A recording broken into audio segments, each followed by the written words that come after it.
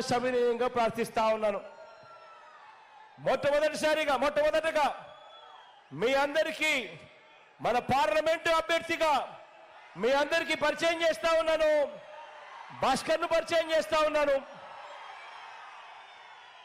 నాకు అత్యంత సన్నిహితుడు, మీ పార్లమెంటుకు మంచి చేస్తాడు, ప్రజలకు మంచి చేస్తాడు, మనసు నిండా పేదలపై ప్రజలపై ప్రేమ ఉన్న వ్యక్తి.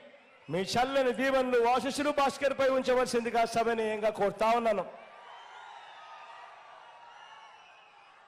మార్కాపురం నుంచి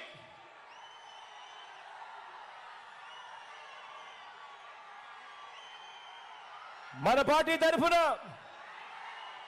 అన్న రాంబాబు అన్నకు టికెట్ ఇస్తా ఉన్నాము. మీ చల్లని దీవెనలు ఆశీస్సులు అన్నపై ఉంచవలసిందిగా సవినయంగా కోరుతా ఉన్నాను.